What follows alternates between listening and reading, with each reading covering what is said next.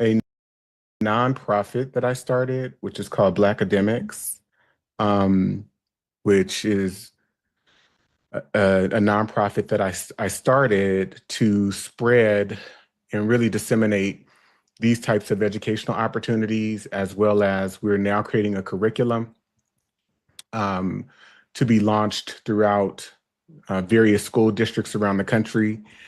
So please check out that page, the Black Academics page.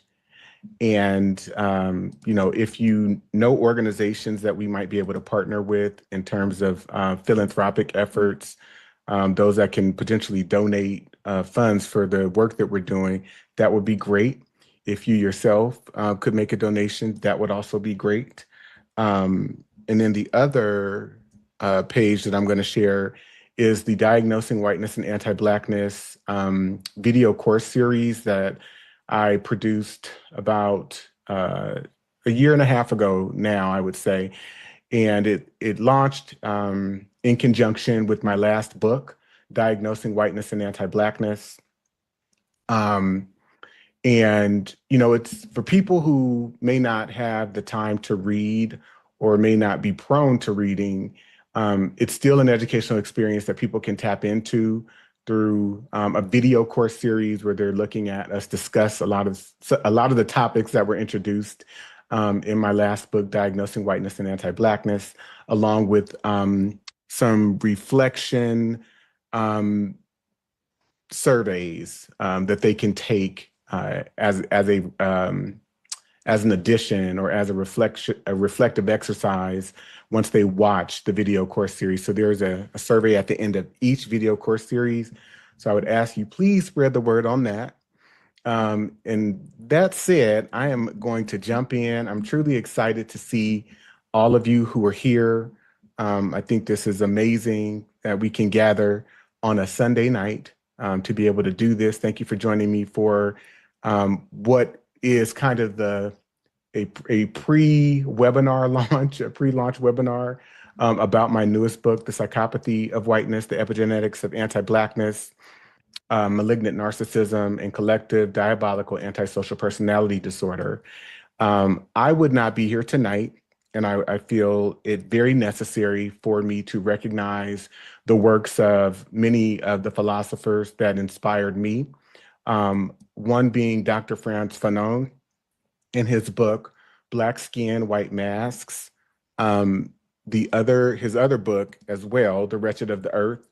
Both of these books just kind of framed for me the impacts of colonization, but also the function of it and what it is meant to do. And he used diagnostic frameworks to do so.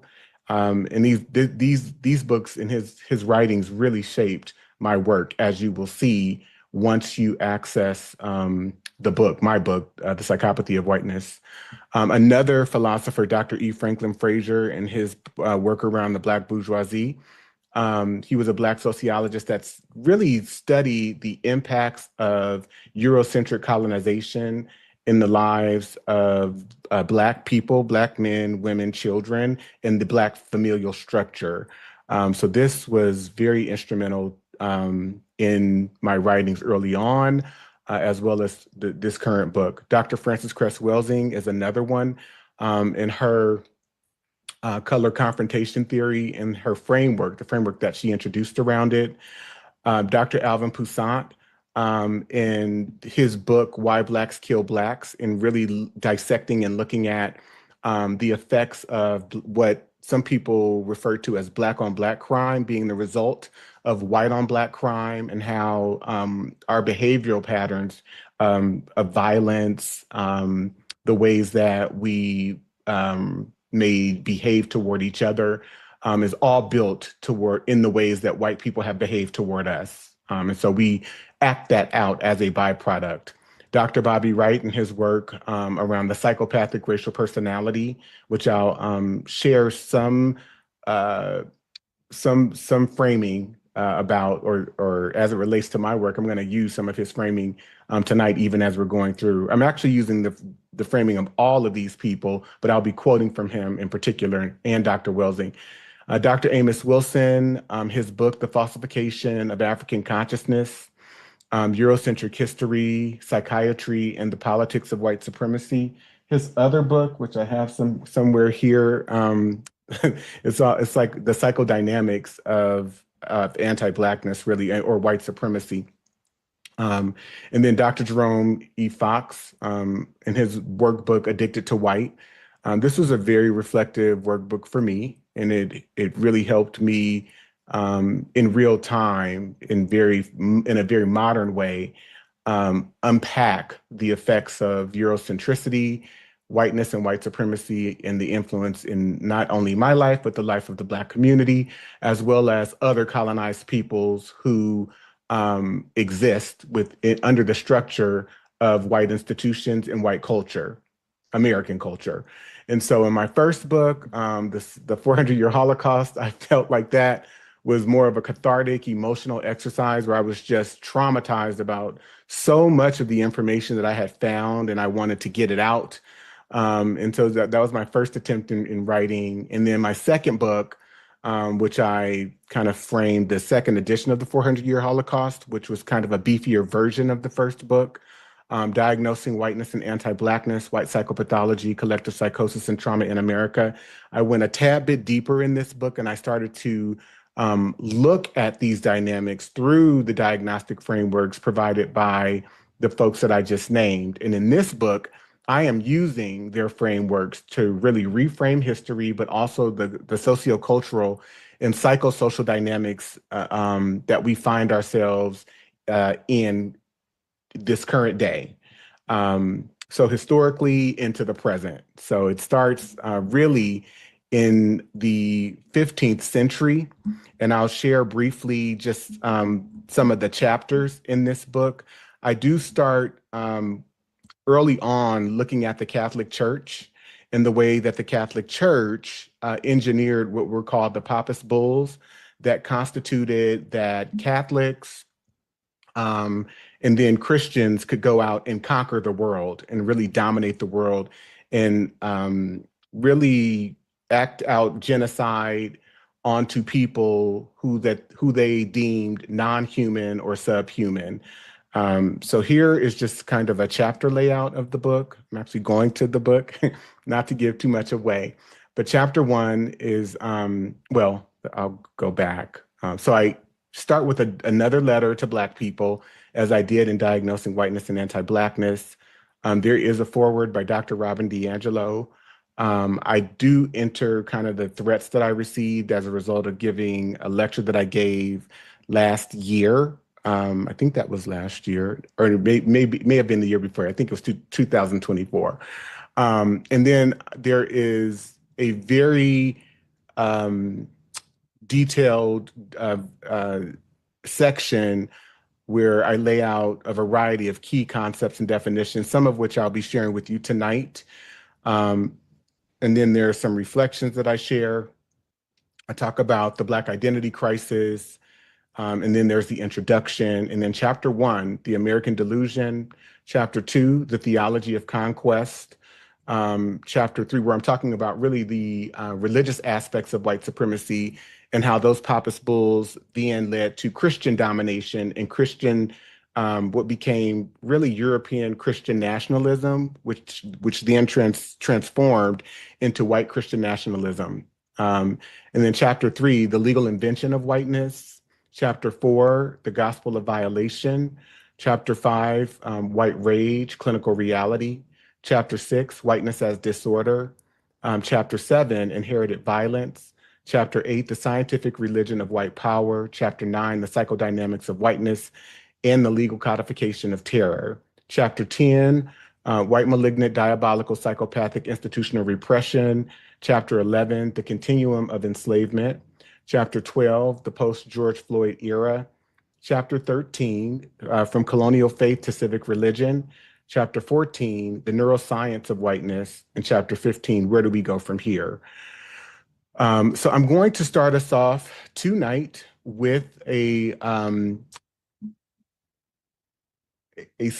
clip of Dr. Frances Cress Welsing talking about her work. And this will take us back to roughly 1975. And then I'm going to elaborate a bit on her conceptual framework, and then that'll lead us into some examples. And I hope to get to some questions toward the end, okay? So here we go.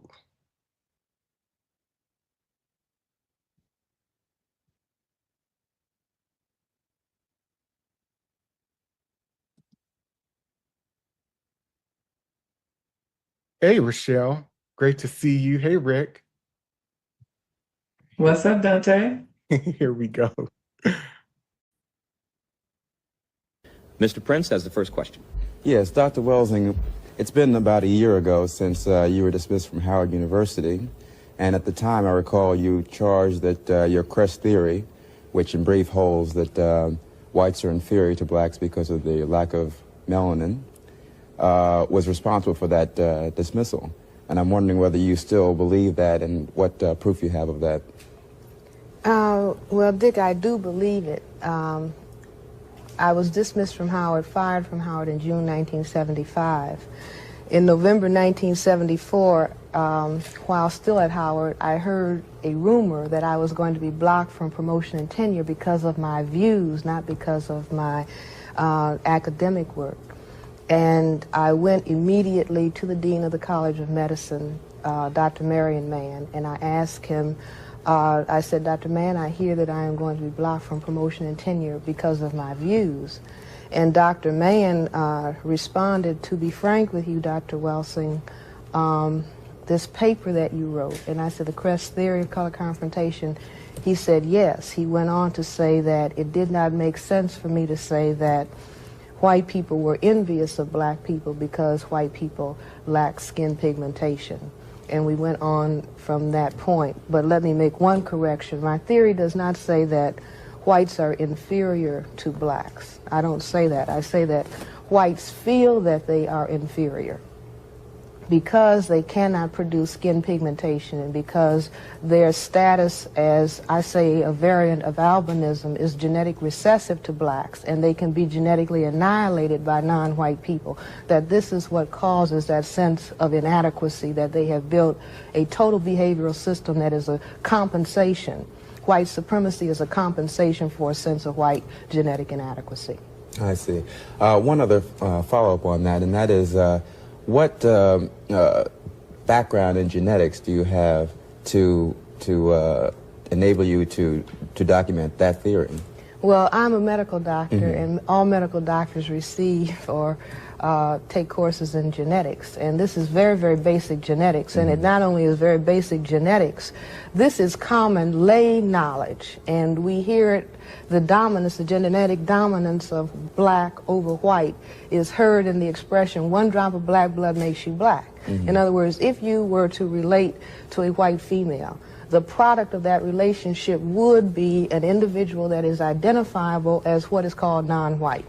They would have something, I mean, the curliness of the hair, the darkness of the skin would make the child look more like you than like the mother. I see. Dr. Welsing, your theory to me seems to infer some innate behavior on the part of a human being because they are, quote, black or white. Would you agree or disagree that the terms black and white are not genetic definitions? And if they are not genetic definitions, then how could your theory be true? Well, wait a minute. When you say genetic definitions, I'm not quite sure what you say, but for the sake of time, the factors that determine whether we're going to have skin pigmentation or whether we lack skin pigmentation is based on genes. In other words, you have genes that determine the quantity of melanin pigment that is going to be produced in your skin, in your eyes, in your hair. If you have a gene, a mutation towards an inability to produce that pigment, that is also genetically determined. And that is at least within the context of the Western world, or the white supremacy culture, the dominant classification of people, not as determined by Francis Welsing, but as determined by white people themselves, is your classification. Either you are white or you are classified as non-white. This is on your birth certificate. This is on every paper of identification that you have. And this focus on skin coloration, I maintain, is based on the awareness on the people who are now in power that they are a minority. The white group represents a minority in the world population. And the color focus is something that is a psychological, I say a psychological necessity based on a genetic reality. So I don't know. Okay. How many of you heard that? A psychological necessity based on a genetic reality. And so white people have attached in their psychology to this idea or color concept that they indeed are white, when the reality is that scientifically they are incapable of producing large quantities of melanin, which does not equal that they are white. But in European culture, particularly English culture, and some other cultures as well, what the color white represented was things that were pure, close to God, etc. And so you've got a conglomerate of European people coming together for psychopolitical purposes to form a conglomerate that is a juxtaposition toward a group of people that they are calling Negro, which means black, right? And so it's a political cult of sorts, if that makes sense. Hey, Kim McLean, it's great to see you. What I begin to understand when I looked at, and I'll show her conceptual framework, and I'm going to share some examples of exactly what she's saying, because as I went and relooked at and started to re-examine my research and the evidence that I had found, just kind of evidencing what she is saying, I became mind blown because I'm like, oh my God, what she's saying is actually true. And you hear this being repeated over and over and over and over again by white people. So I'm going to share some historical examples, and I'm going to share some recent examples. So in her, she says it's white supremacy is a psychogenetic it's a psychogenetic necessity based on a psychological necessity based on a genetic reality, that they can be genetically annihilated, and that this has in so many words really driven white people mad, so to speak, to the degree that they have launched a total compensatory logic system, white supremacy, to be able to dominate other people, colonize them, and dominate them in every area of our lives. And the areas of our lives, which she takes from Dr. Neely Fuller Jr., and she calls them the areas of people activity, are economics, education, entertainment, labor, law, politics, religion, sex, and war. It has infiltrated every area. And so that's what I'm going to share more today. So if you go back, for example, to 1664, in this act, in the colony of Maryland, this act made black men slaves. But what it also did, it says, and all children born of any Negro or other slave shall be slaves as their fathers were for the term of their lives. So it's stripping black men of all value and worth, but it's also making them unappealing. But it's criminalizing at the same time European women. It says, and for as much as diverse freeborn English women, forgetful of their free condition, and to the disgrace of our nation, marry Negro slaves, by which also diverse suits may arise. Notice that language. They're concerned about diverse suits arising, non-white people. And so they become psychologically preoccupied in a compulsive manner about the fact that non-white children will be produced. And so they criminalize the white women, and they basically say, if you marry these black men, you'll be enslaved for the life of your husband. In 1681 in Maryland, they do this, they repeat it, but they introduce the language white. So rather than just freeborn English, they're saying other white women, because prior to this, you had Eleanor Butler, who married a black man the month before. I think this law hit the book September of 1681. She married William Borman in August 1681. And so they're saying English or other white women. And this is when whiteness, either the first time or one of the first times, becomes a legal category of sorts. And they introduce another law similar to this in the Virginia colony in 1691. That one is much more explicit. I won't go through it. And then in 1705, here's another example. This one says, and for a further Christian care, oh, let me go back. So in the laws concerning marriage, a few things happened during this period. So the Virginia law not only deals with white women, but it also deals with white men. And it says that they cannot marry black women or anything. And what they also do is they start to criminalize ministers who are performing the marriages. So they're sending them to jail. The laws concerning indigenous people are a bit different because, again, it's based on colorism. And for as much as members of certain indigenous tribes were able to intermix or amalgamate with white people, and it produced a product that was of a hue that it was similar to that of a European person, they were fine with those marriages. So you don't see the same types of legal actions being taken where certain members of certain indigenous communities are concerned. If they were darker and or considered a mestizo, then yes, they had a concern with that because it would produce a brown baby. This law does a few things. So it says, and for a further Christian care and usage of all Christian servants, be it also enacted by the authority aforesaid, and it is hereby enacted that no Negroes, mulattoes, or Indians, although Christians or Jews, Moors, Mohammedans. So they're talking about Afro Jewish people because, and I want to frame this adequately, Jewish people were thought to have and did cohabitate with Moorish people in Spain for a period of almost 700 years or maybe a little bit over.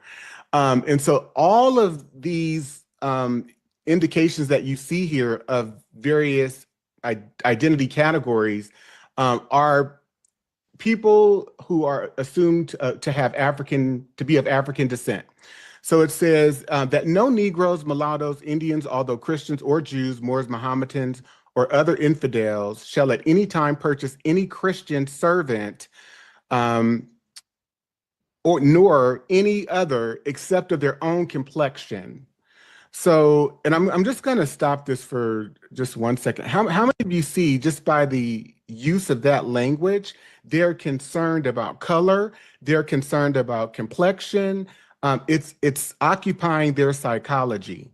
So I want you to, if you can, for those of you who can, just write a quick reflection in the chat based on what I've explained so far so that I can understand whether you're tracking with me or I need to kind of slow down. So if you can write just kind of your thoughts, I'll give you maybe a minute to do that in the chat. That would be great. What are you taking away or what's resonating with you so far based on what I've shared and kind of how I frame this discussion?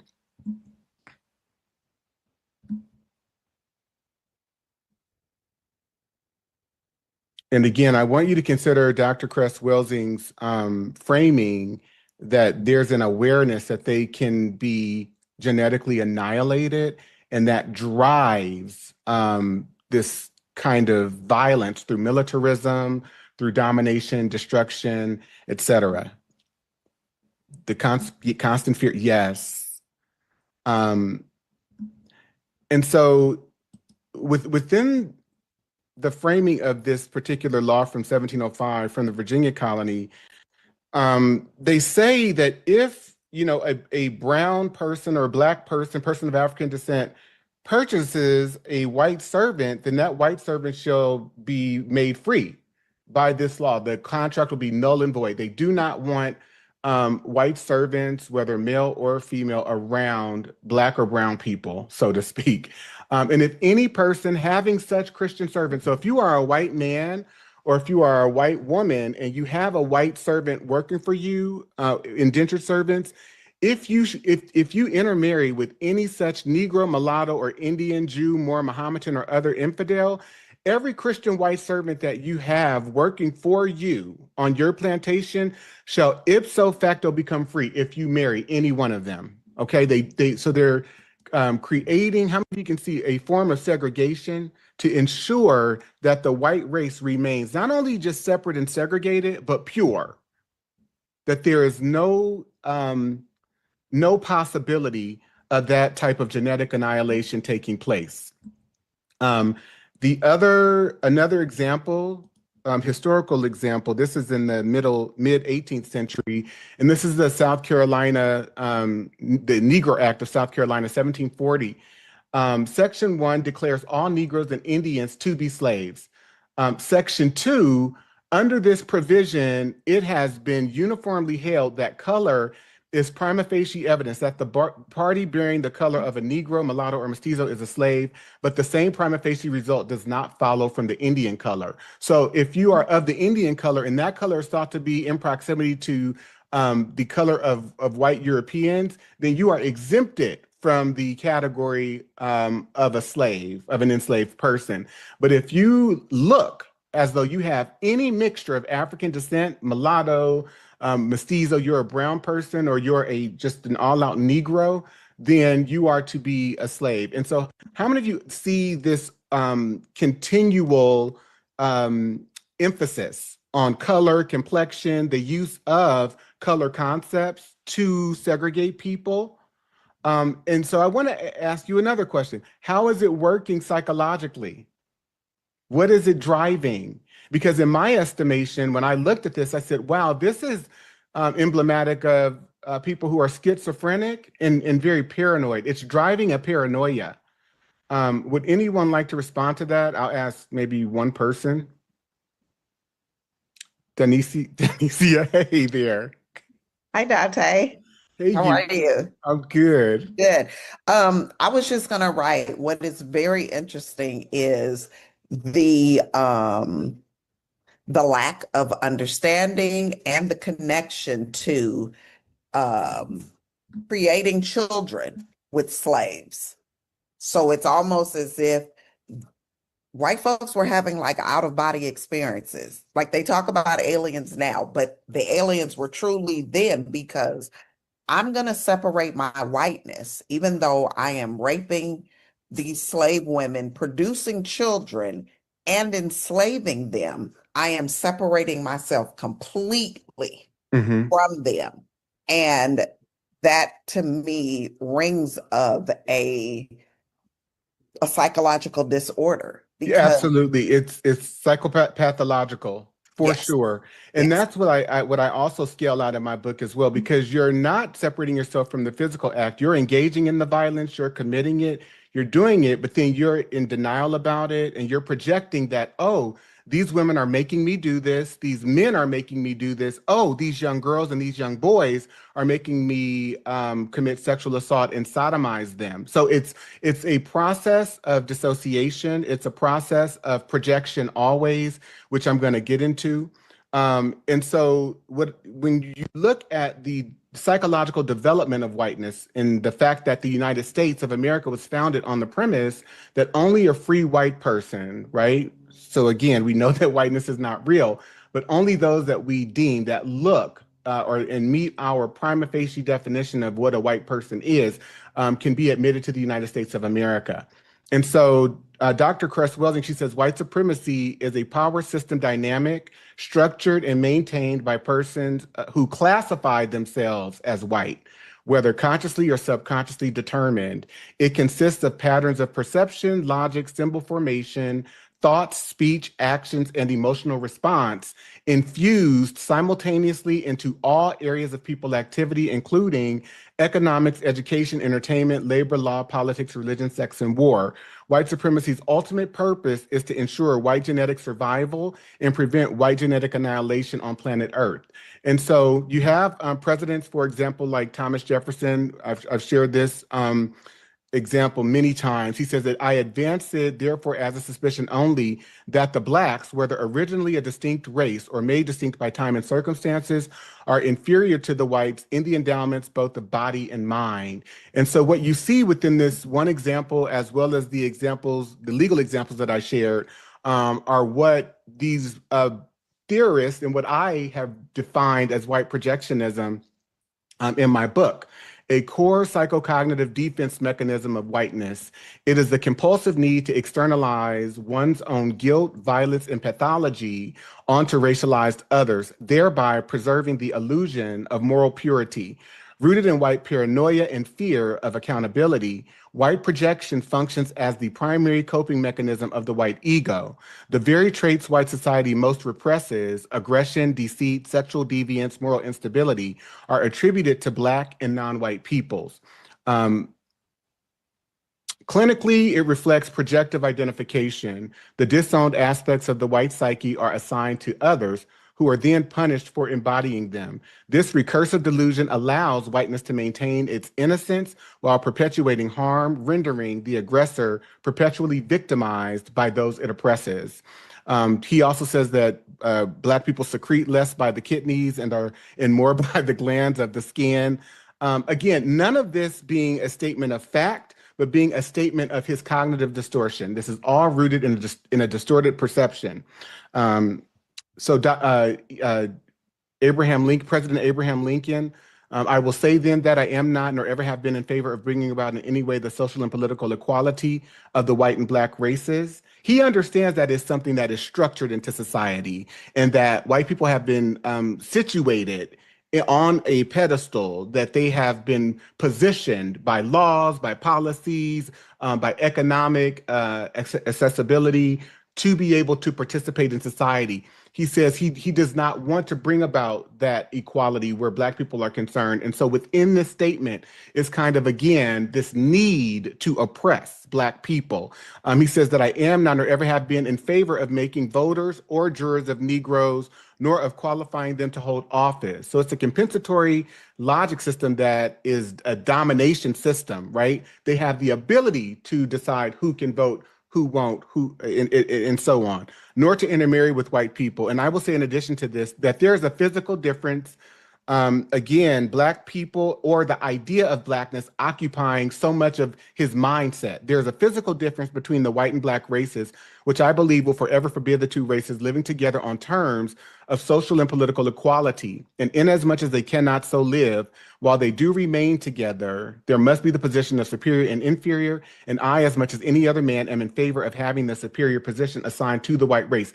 He's not just in favor of it, he is compulsively obsessed and concerned with it. That is what his statement, and that's true of all white people. President Andrew Johnson, Lincoln's successor, if Blacks were given the right to vote, that would place every slave-footed, bandy-shanked, humpback, thick-lipped, flat-nosed, woolly-headed, ebon-colored Negro in the country upon an equality with the poor white man. As long as I am president, this will be a country for white men and a government for white men.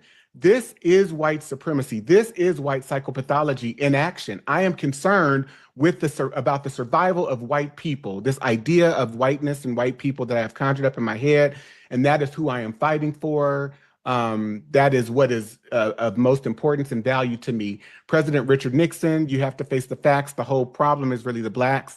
The key is to devise a system that recognizes this without appearing to. Again, it is an obsession. It's a psychopathological obsession. Donald Trump was reported to have said, I think that that guy is lazy, and it's probably not his fault because laziness is a trait in Blacks. It really is. I believe that. Trump also later acknowledged that, okay, so yeah. So anyway, again, the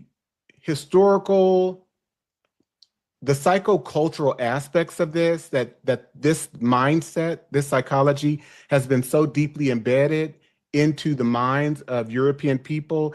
And again, none of it being a statement of truth or fact. It is rooted in their perceptions, their warped, their warped misperceptions of people of African descent and those that they call Black, have characterized as Black people. So Dr. Bobby Wright, in The Psychopathic Racial Personality, he analyzed the behavior of European Americans toward African Americans through the lens of psychopathy. He proposed that the historical and ongoing mistreatment of African Americans by European Americans is not simply a matter of prejudice or ignorance, but it is indicative of a deep-seated psychological condition. So some of the key characteristics, Dr. Wright argued that the defining traits of the psychopathic racial personality include an absence of empathy, a disregard for the humanity of others, deceitfulness, and a persistent pattern of exploiting and oppressing African Americans. He believed that these traits are manifested in institutionalized racism, systemic violence, and cultural domination. And so he says, in their relationship with the Black race, whites are psychopaths, and their behavior represents an underlying biologically transmitted proclivity with roots deep in their evolutionary history. The psychopath is an individual who is constantly in conflict with other persons or groups. He is unable to experience guilt, is completely selfish and callous, and has a total disregard for the rights of others. One of the best methods that can be used to measure the psychopathic traits of the white race is observing and analyzing their universal overt behaviors and attitudes towards Blacks. Psychopaths simply ignore the concept of right and wrong. By ignoring this trait in the white race, the lack of ethical and moral development Blacks have made and are still making a tragic mistake in basing the worldwide Black liberation movement on moral suasion.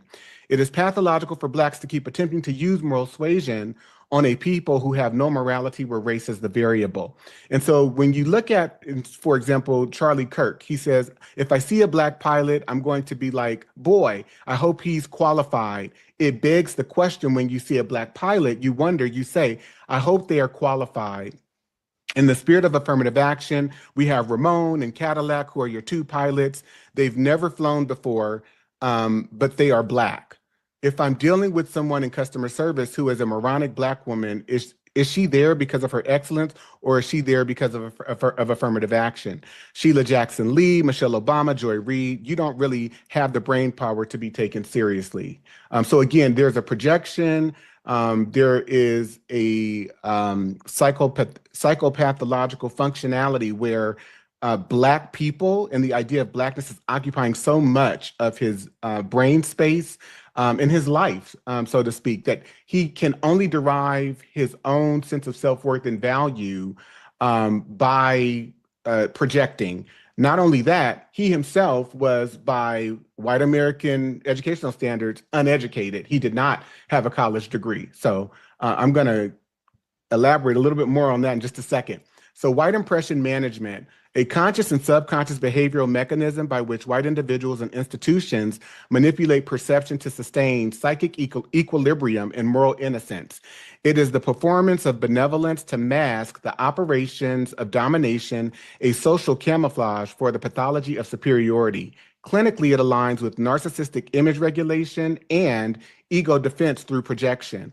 White impression management involves controlling historical narratives, editing facts, sanitizing violence, and manufacturing virtue through performative displays of empathy, charity, and progress. This process maintains white identity as morally superior and non-white existence as deviant or defective.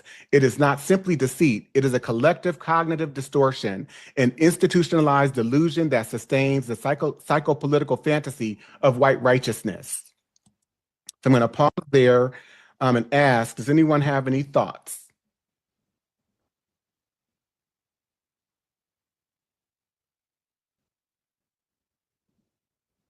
Okay, I'm going to move on for the sake of time.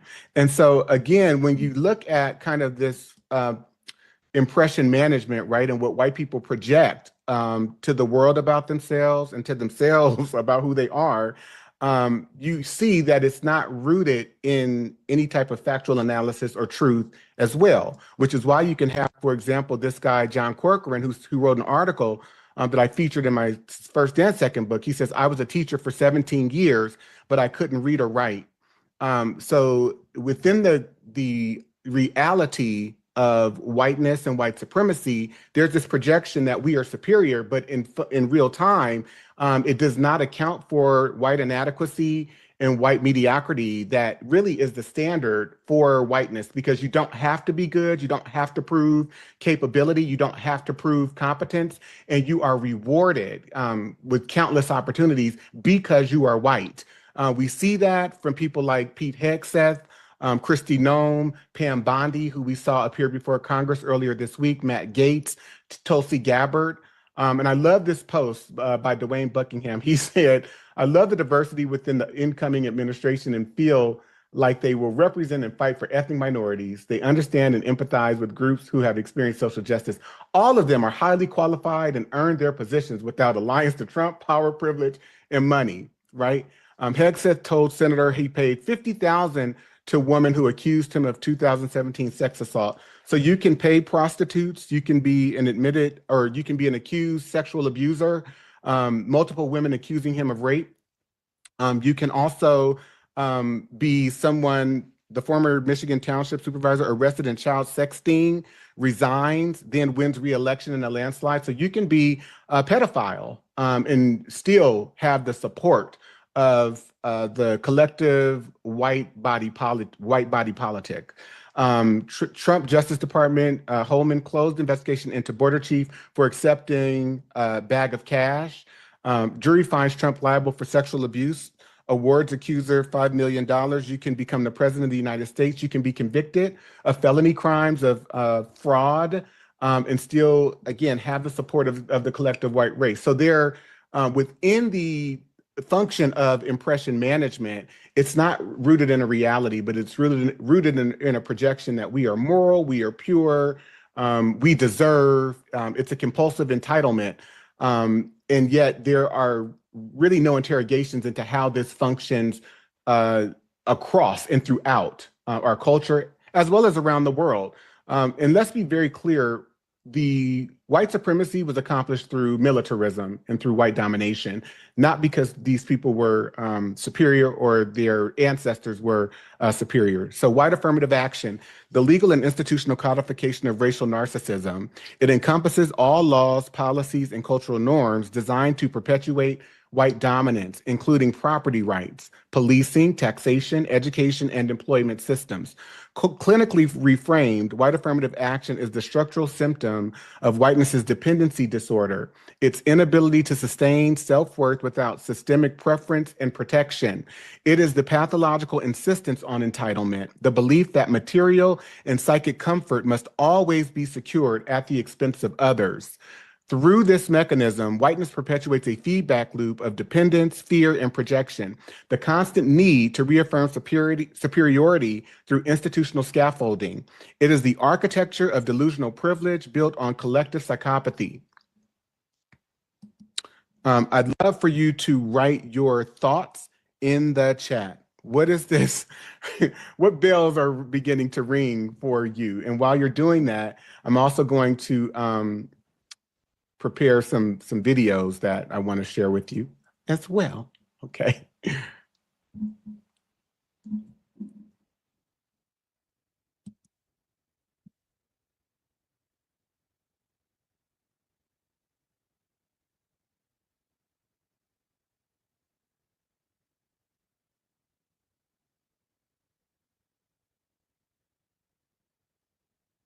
All right, I'm just going to share this video. This was the other day.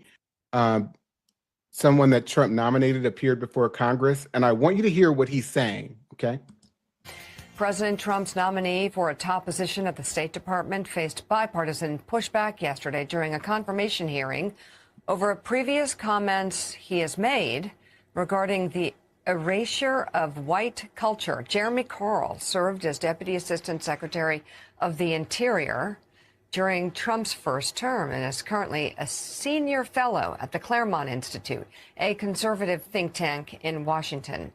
He is Trump's pick for a position that involves implementing U.S. policy at the United Nations and other multilateral organizations. In one exchange, Senator Chris Murphy of Connecticut asked Carl to clarify previous statements regarding concerns over the erasure of white culture and identity. So tell me the values that stitch together white identity and that make it different than black identity. Senator, again, thank you for spent a lot of time talking about this and writing about this. Yeah, no. Be able to, you're struggling with this, but you should be fairly easily, I would assume, able to tell us your thoughts on how white identity is different than other kinds of identity and how it's being erased.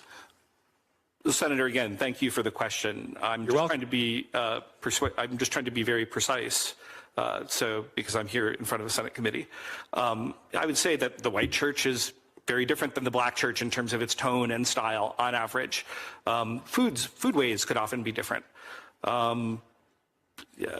And those music could be different. And those are being erased. Music could be different. Well, if you look at the Super Bowl halftime show, which was not in English this year. So our ability to access white churches or white food or white music is being erased? Senator, again, thank you for the question. What I would say is the biggest thing, because actually, contrary to many of the comments that have been shown, racial nationalists have been very, very critical of my work because they correctly say that I'm actually, of course, not a racial nationalist, which I'm not. I'm a civic nationalist. I am concerned with the majority common American culture that we had for some time that through particularly mass immigration, I think has become much more balkanized, and I think that weakens us. And again, I'm not running away from that comment. I'm not apologizing for it. Well, I'm way over my time. I think you're struggling to answer this question, right? Because underlying your beliefs is a sentiment that white culture is just simply better. That no, Senator, I have to disagree with that. But you haven't been able to really coherently answer any of my questions about how you define white culture, how you define the threat that's posed. I appreciate you being very honest that you believe that white Americans are subject to greater amounts of discrimination in this country than black Americans. I do not think that's a sentiment that is shared broadly on this committee. It is all what makes you just wildly, wildly unqualified to take this post. I'm well over my time. Thank you. Well, Senator, I do appreciate you letting me actually respond. I genuinely do. So thank you.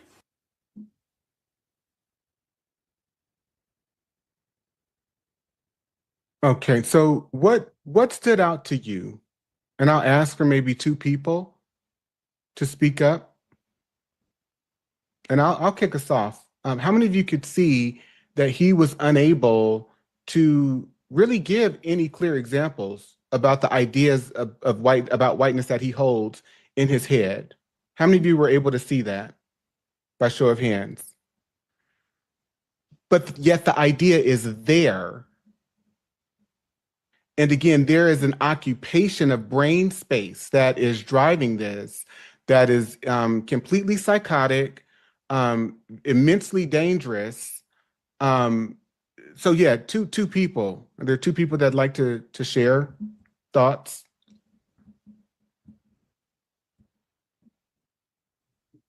Hey, Dante. Hey, Angel. Hey, how you doing? I'm good. Great to see you. Good to see you. When I watched it, because I've watched it multiple times at this point, I'm really trying to listen to what he's trying to say. I think what frustrates me the most is that they really don't have an answer, but believe they have an answer. Like, do you know what I'm saying? And it made me think about, I don't know if y'all ever listen to Code Switch, it's a podcast, but they had a episode called The Folk Devil Made Me Do It. And what it talked about was moral panics and how throughout this time they've used these moral panics to make white people feel like they're going to lose something. And if you make people feel like they're going to lose something, you get them scared enough, then they're going to do whatever they can to pull people along. And that's what I see in this administration. I see that it's this fear that they keep on passing on. Okay, if we let, which he also said, if we let it become more of them than us, then it's going to be a problem. That's right. And that's what he was saying pretty much, was if it becomes more, we in trouble. So to your point, there is a paranoia that is driving this, which has led to a psychosis, that this is what people believe that they need to do and how they need to function in order to sustain themselves. So within that frame, we're not all American.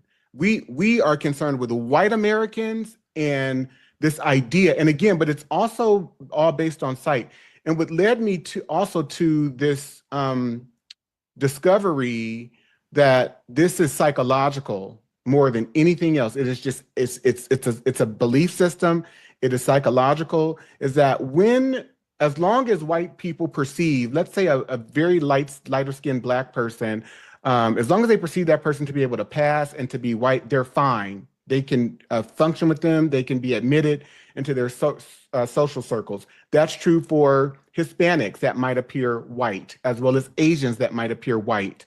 They're fine. The moment that they begin to think or they find out that they are mixed with something or that they're Black, it sends off neuro it sends off neural waves, in their psyche where they begin to unravel, essentially.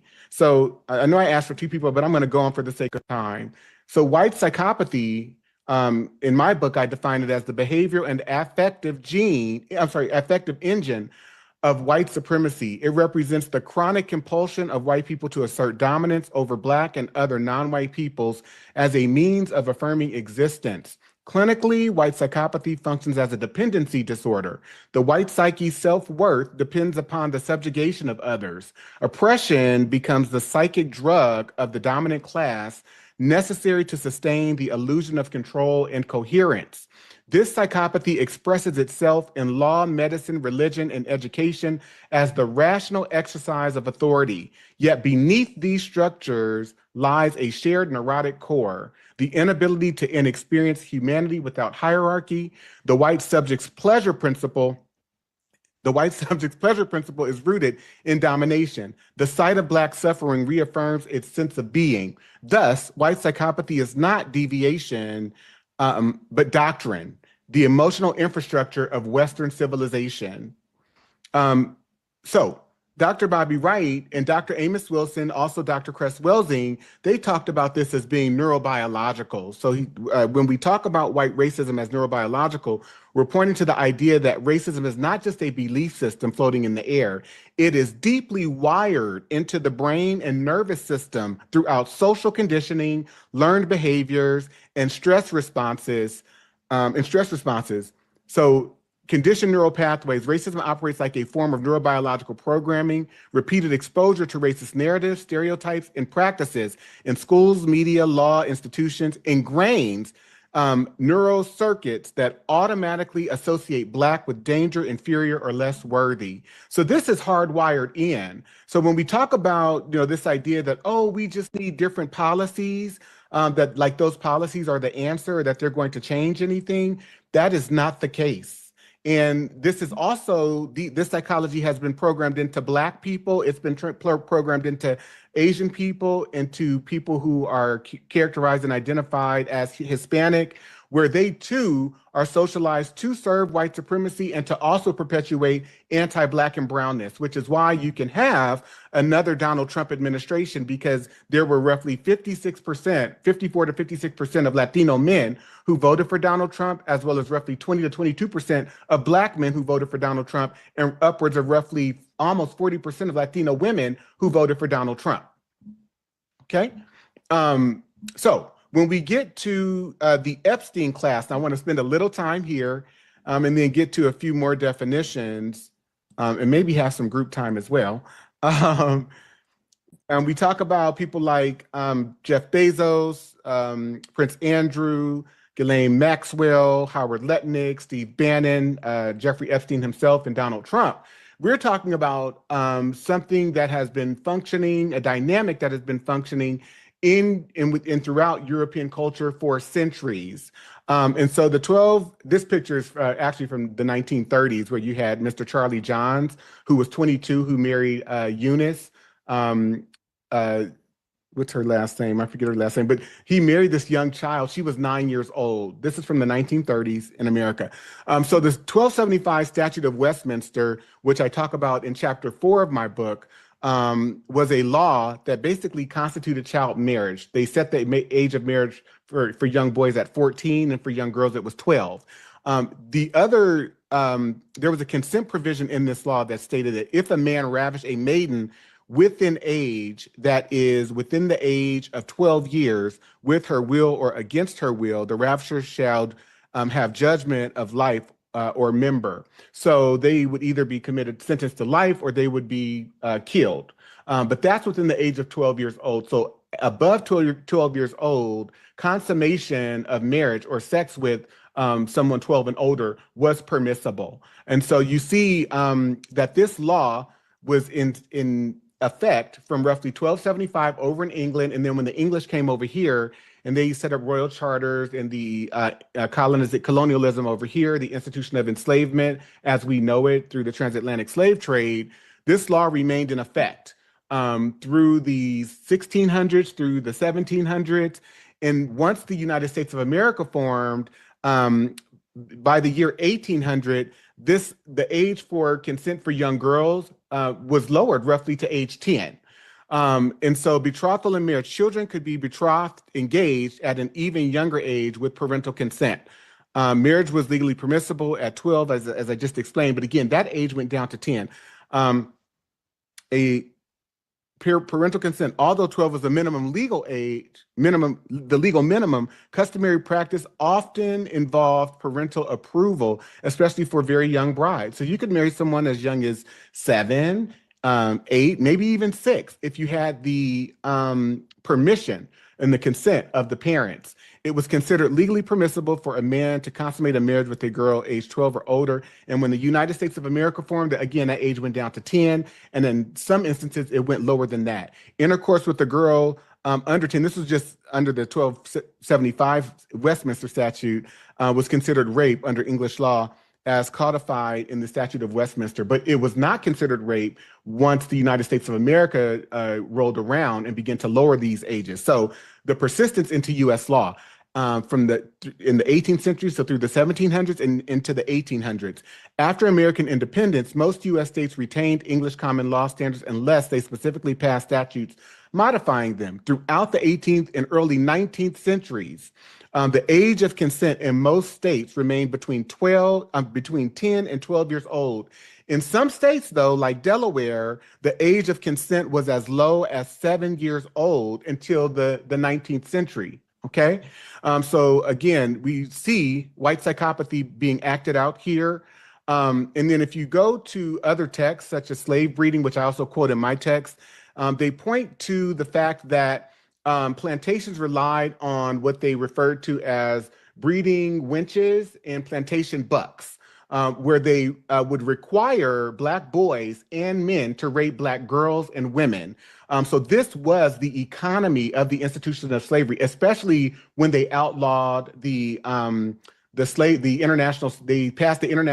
International Slave Trade Act, which effectively banned slavery in the United States in 1808. And that's when they got about really breeding Black men and women and boys and girls.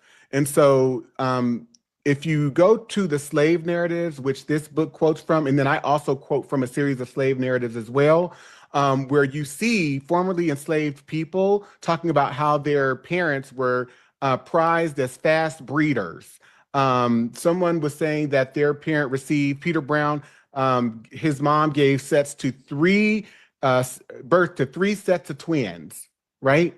And then this guy, Willie Blackwell, he talked about how, his father was seen as a big, powerful Black, man that the owners would basically lock him in rooms with young Black girls and Black women, usually the moistest is what he's saying here, to sire children with. So he would spend his time raping young girls and women as a result of being forced to be locked in a room with these individuals and force them to have sex with him.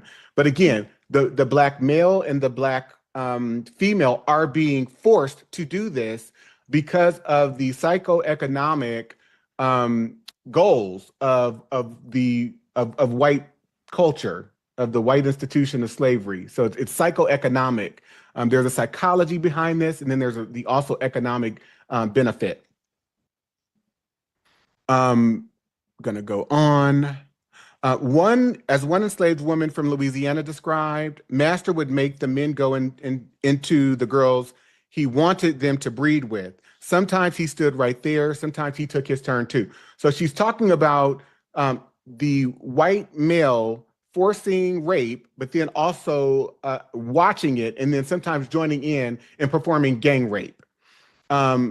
Lewis Hughes, in his book, 30 Years a Slave, he talked about, he says, the master often sent the men to the women he wanted them to breed with. Some of the women cried all night, but they had no power to refuse. So how many of you are seeing that this is just pure evil at play? It goes beyond really our ability to define and comprehend, I would say. And so I'm doing my best to explain this through diagnostic language, because that's what really helped me to get a grasp on this. So Maddie Jackson, many were the women who were compelled to submit to the brutal passions of the overseers and masters. Some masters would make men go to certain women to raise children, same as they breed cattle. The woman had no say.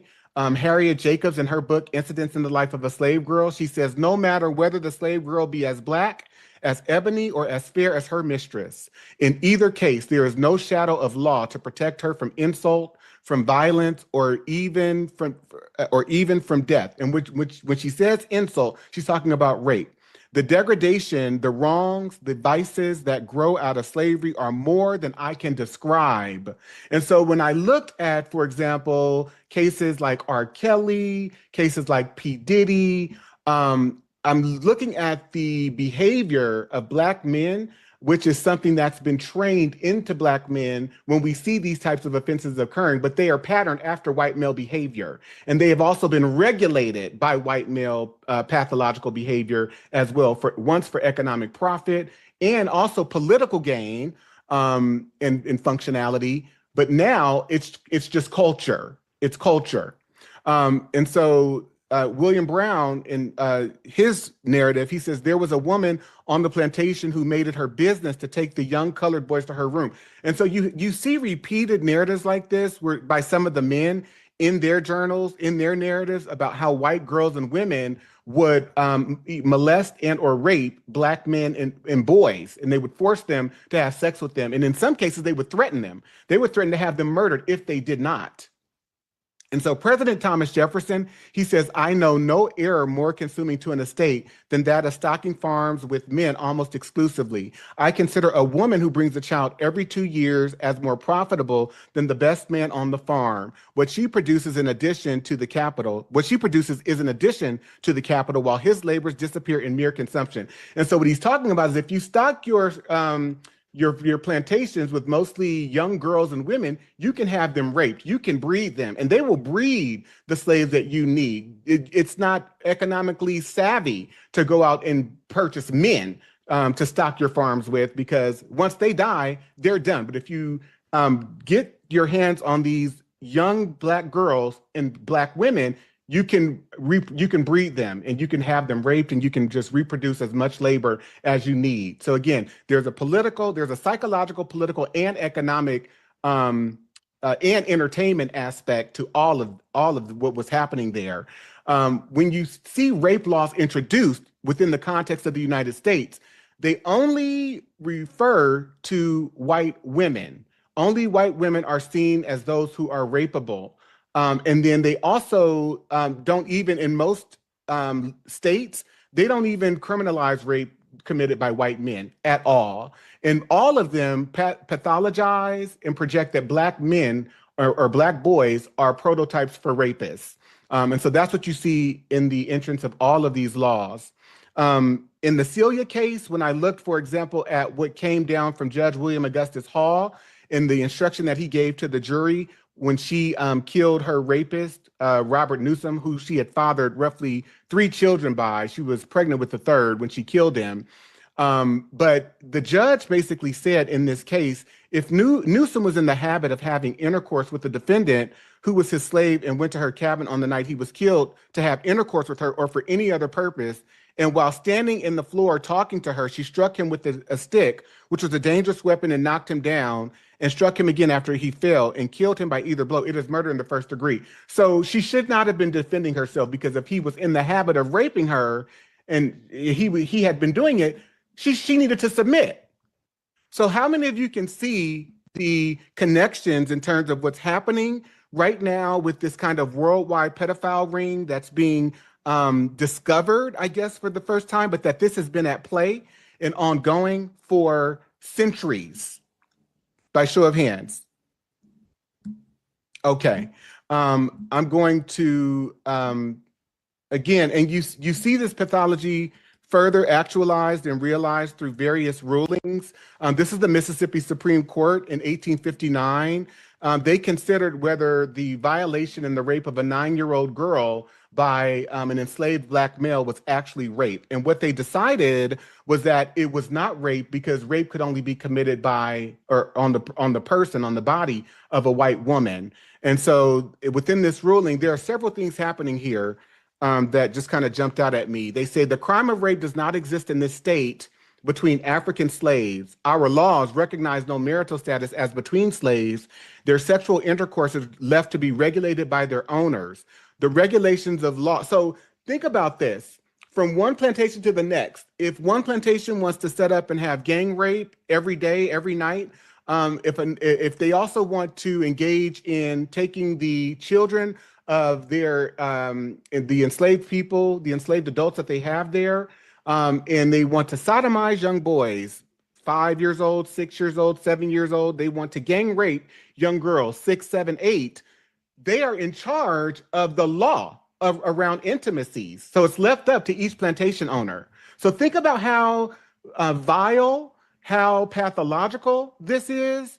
And so they go on to say the regulations of law as to the white race, again, this idea of whiteness, on the subject of sexual intercourse do not and cannot for obvious reasons apply to slaves. Their intercourse is promiscuous, and the violation of a female slave by a male slave would be a mere assault and battery.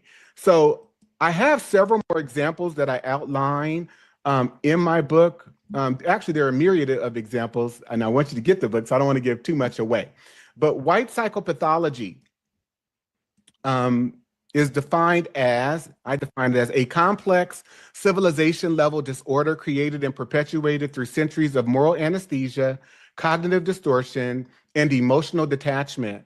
It fuses the traits of psychopathy, absence of empathy, sociopathy, moral disconnection from communal reality, and malignant narcissism, pathological self-exaltation.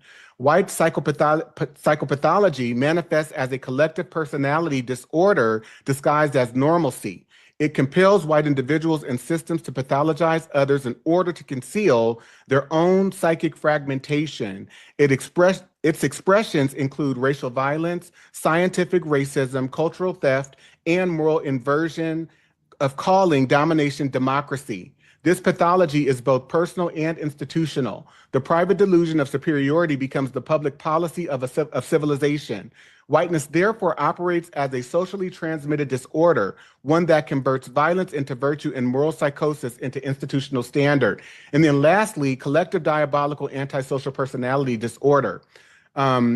This is a collective and individual psychopathology characterized by chronic moral inversion, pathological lying, emotional anesthesia, and the compulsion to dominate, exploit, and dehumanize others, particularly Black and Indigenous peoples, for psychological equilibrium. It represents the most evolved and destructive strain of antisocial behavior in human history, fusing psychopathy, sociopathy, and malignant narcissism into a single cultural and institutional disorder. Some of the core traits, so CAAPD manifests when domination, not empathy, becomes the organizing principle of identity, government, and economy. Core traits: pathological entitlement, a delusional conviction of divine or racial superiority, the belief that one's group is inherently authorized to rule, possess, or punish others. 2, moral inversion, the capacity to rename violence as virtue, colonization as civilization, enslavement as enterprise, segregation as order, genocide as salvation. 3, instrumental affect, selective empathy deployed only when it reinforces control or absolves guilt, emotional detachment from the suffering of racialized others. 4, predatory dependency, a parasitic relationship to Black creativity, labor, and suffering, requiring subjugation to maintain psychic stability. 5, collective projection, chronic psychological displacement of one's own deviance, lust, and violence onto the oppressed, producing myths of the Black rapist, the dangerous immigrant, or the ungrateful poor. 6, institutional codification, the translation of private pathology into law, policy, and theology, ensuring that personal illness becomes state behavior. So I am going to put you all into groups. And what I'd like to do is just have you just discuss for a very brief period, maybe 5 minutes or so. What's your one takeaway from attending this overview webinar of this book? Here we go.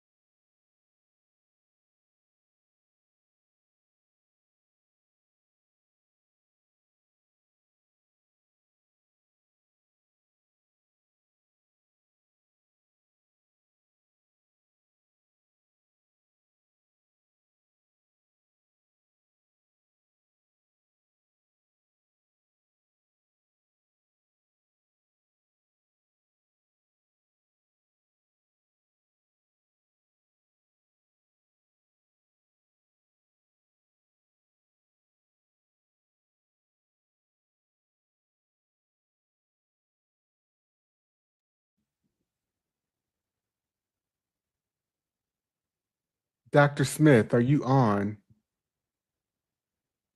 Dr. William A. Smith?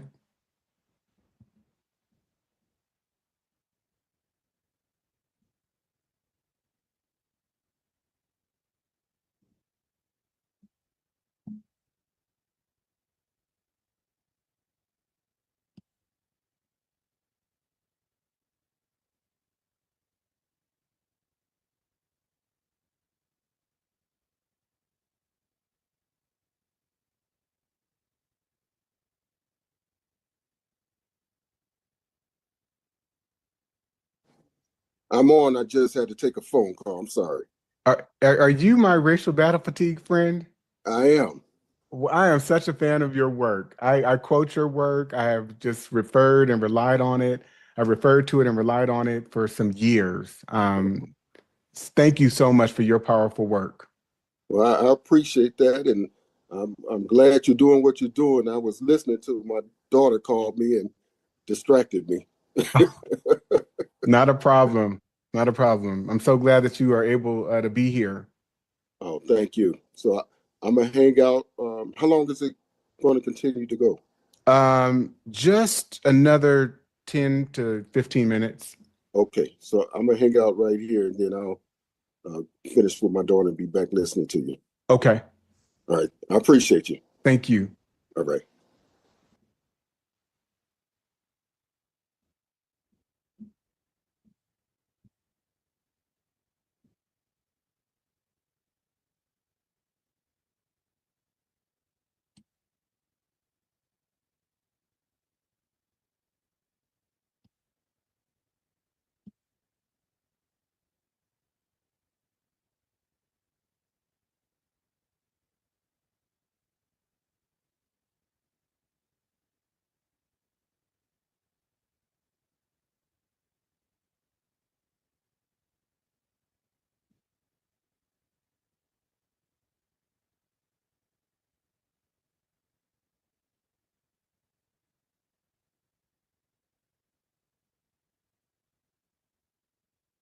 Hey, Artemis. Oh, Dante. Good to see you. Thanks for joining. It's 4 o'clock in the morning here, so you must know I love you. You're in South Africa? Yes. Okay.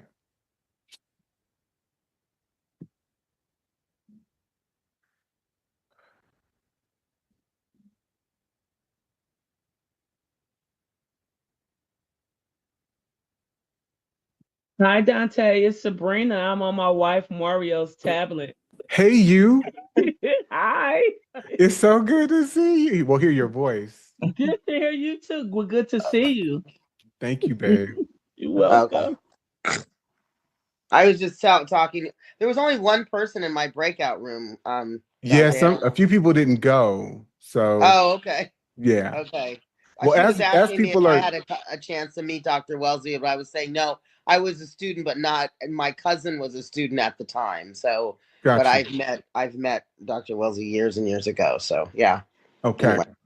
Anyway. So why don't we have maybe, 2 or 3 people? Well, why don't we do this? I want to have you write in the chat your one takeaway from this overview tonight. And then I'm also, if any of you have connects to the Breakfast Club, because I really want to go on some major Black outlets to share and present on this work, because I hear a lot of commentaries, and not that people, well, I'll say this, I hear a lot of commentaries that are very limited in the analysis, and mostly because most people, in my experience, just have a limited grasp on history and haven't done like a very thorough analysis of factual, a chronological factual framework, I guess, of sorts. So it just kind of limits the commentary sometimes. So if any of you have connections to like the Breakfast Club or to some other outlets, please let me know. So as you all are writing your one takeaway in the chat, let's hear from a few people. What are your thoughts about what I've presented?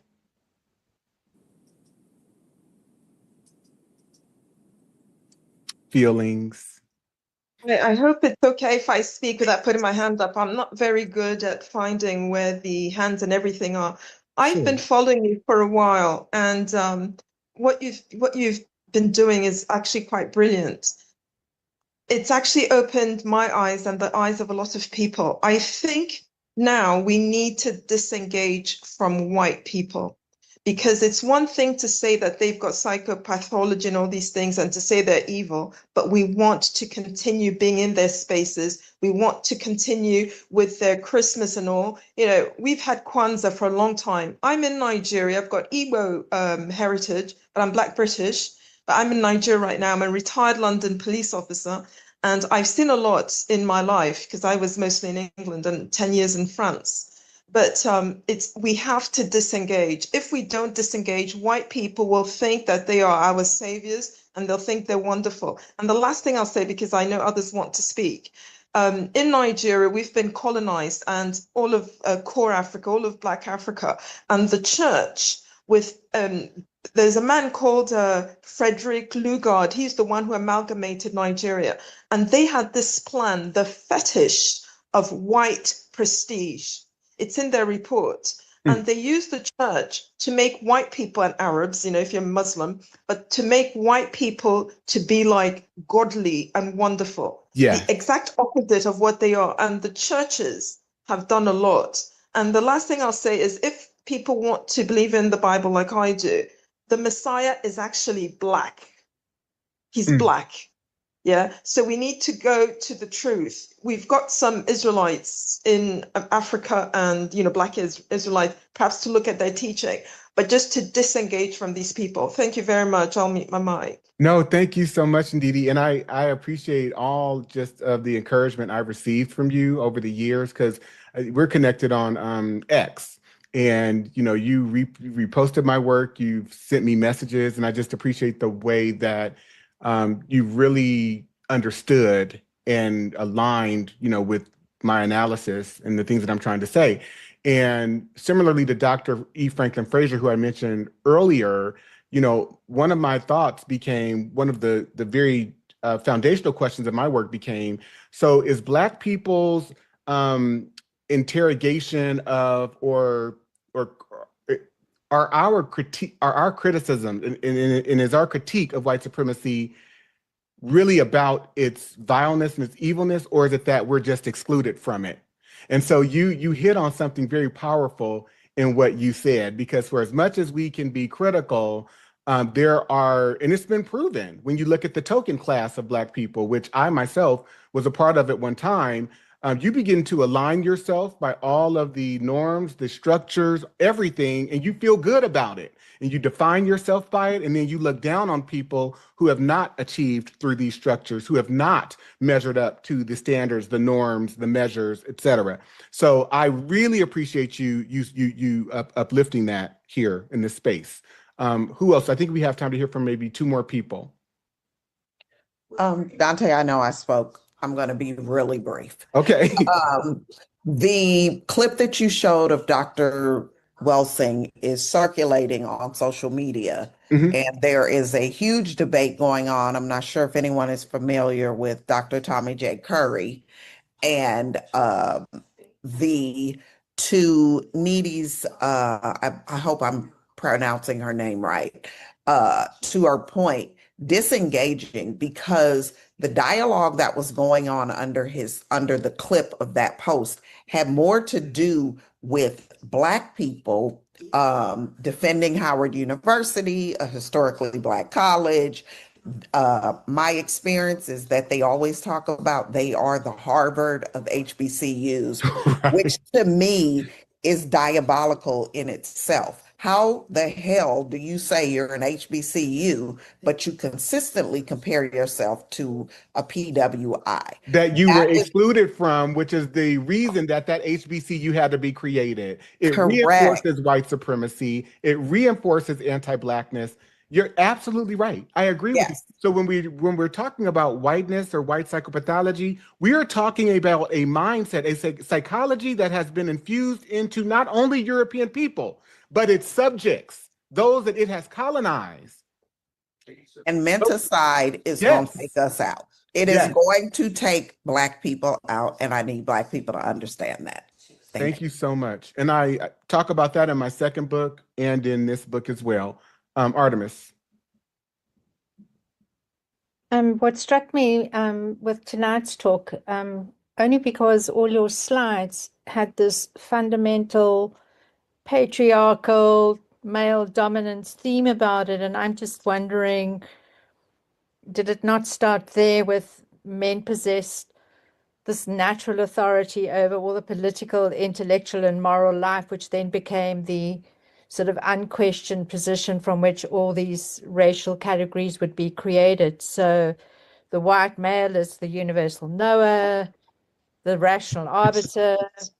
I mean, something different just struck me about all this male dominance and patriarchy having created all of this. And so I don't really have the words for it, because it's just come to me and I haven't had time to sort of think around it. But I just want to make that comment, that not in defense of white women, of course, because they're fucking racist too, but just that. Oh, you said the white women? Yeah. So that I don't exclude them, but I just noticed that it's this patriarchy that really created this, Yeah, but I do want to say, though, when we think about the white women that were plantation owners that also held up white patriarchy and are a part of the white collective patriarchal body politic, white supremacy was not just the architecture of white maleness, but also white femaleness.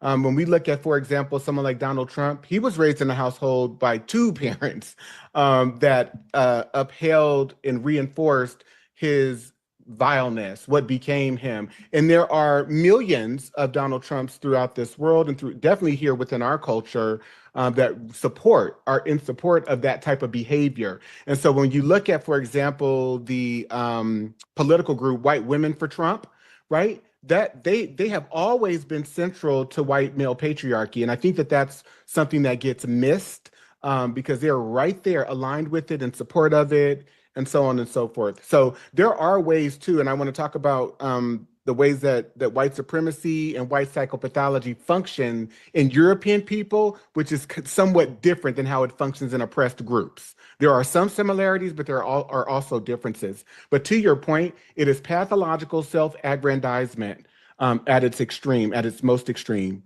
Okay, one more person, and then I think we're out of here. Celia McIntosh. Hi, I'll be real quick. I missed the video and everything, but just some things that I've gained from the conversation. I heard this quote this week that talked about how when they talked about Pam Bondi, they said you have been protected by the privilege, but you really don't have access to it.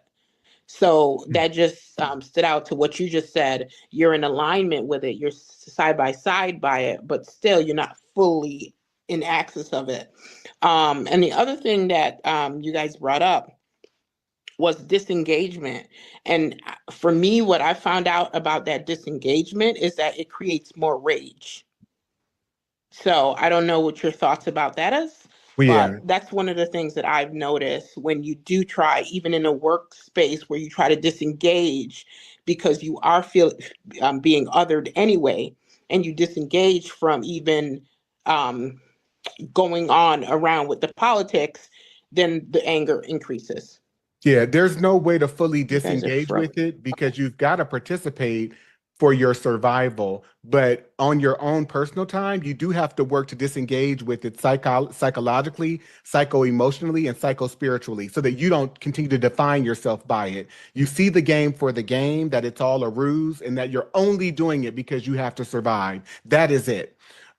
Please, please, please mark your calendars on February 24th to go out on to Barnes & Noble, Amazon, and to purchase the book. The hard copy and the paperback will be available on February 24th. And I want everyone to purchase the book if you can on that day. And if you can afford to purchase multiple copies for friends and family, I want you to do that as well. And if you are white, please use your privilege and purchase 10, 20, 30 books and hand them out to Black people that you know. Please, okay? As part of our reparations project that we have going on for Black academics. Thank you so much. I appreciate you all. Any last thoughts before I disconnect, before we disconnect? Thank you so much, Dante. It's really appreciated. Thank you. Thank you. Thank you for giving us the words to express what is necessary at this time. Thank you, Dante. Love you. Love you definitely. too. Thank you for the words. My voice is Love you, Dante. Love you too. Oh, thank you. I came late, but thank you. Thank you again, Dante. And if you write I'll give you an address, marcel@danteking.com. The first 3 people that write about what diagnosing whiteness and anti-Blackness was all about, how it touched you, just one paragraph maybe, or 2, you will receive a free copy. Just email your mailing address as well, your name and your mailing address. So if you read Diagnosing Whiteness and Anti-Blackness, that qualifies you potentially to get a free copy of this book. Okay, so the first 3 people, all right? Anyone else? Will there, Brother Dante, will there be a replay of this webinar? There will be. Okay. And you'll send that out to us? Well, it's going to be posted across, or streamed rather, across all of my pages. Oh, Brother Dante. Okay. All righty. Peace. Take care. You too. Ashe. Ashe. Bye, Dante. Thank you. Bye-bye. No, Rochelle. What do you mean no? Thoughts? So many thoughts. Want to call me? I will call you tomorrow. Okay. Because we're off tomorrow. Rick, did you give away? Thank you. Thank you, Rick. a lot. All right. All right. Uh, Talk to you soon, baby. Love you. Okay. Love you too. Dante, Yes. on Friday when I got home, I mean, I was pretty much enraged all Friday evening. There was a comment on NPR I was listening to, Ken, what's his name? The jazz player, Ken Poblonsky passed away. He made it, he before he died, he had an interview, and he said that they started the NPR interview with Ken Poblonsky was arguably possibly one of the greatest jazz musicians to ever live. I lost my shit. I just, we're being erased, Dante, and that is what's most frightening. No, we're not. I mean, not erased. That's a strong word. No, we're not being erased, but they're trying. They're trying. I think if you give any stock to that, I don't. I can see how you might assume that perspective, Correct. but that is a statement that's not a statement of fact. Again, being made by someone on either their own platform or someone that invited them on, and it has no value. It has no value. That's what I was so angry about. It has no value. And, I was talking to my neighbor who also was here today, musicologist. She's Cuban. And, we were just talking about the history of jazz and so forth and so on. And I just, I don't know, it just angered me. So to Dinesia's point, though, you cannot give any psychic room. Right. Any psychic room. Cognitive distortion. I agree. And I, that's what I tell my clients, when they're going through things, it's like, please don't give it that brain space, because then you're not allowing the good to come in. And so, I thank you, Dante. I really appreciate it. Was a wonderful Sunday. I'm glad that you were here. Thank you. Yes. Take care. Okay. Okay. See you in a couple of weeks, I guess. Yes. Or I think this week. This week? Okay. I think so. Okay. Anyway, thank you all. Have a great night. Please tell Brittany I said hello. I definitely will. I see her tomorrow. She is making oxtails, so I am in the building. Okay. Thanks, Dante. For sure. And you and I still have a lunch date to put together. So text me and let me know when you're available. Okay. All right. All right. Bye-bye. Good night. Good night. Good night. Thank you, Artemis, for joining all the way from South Africa, too. Thank you so much. For sure. And Dr. Smith, thank you for being here. I'm so appreciative of you making time and space for this. Well, thank you, and thank you for your work. Thank you. All right, take care, everyone.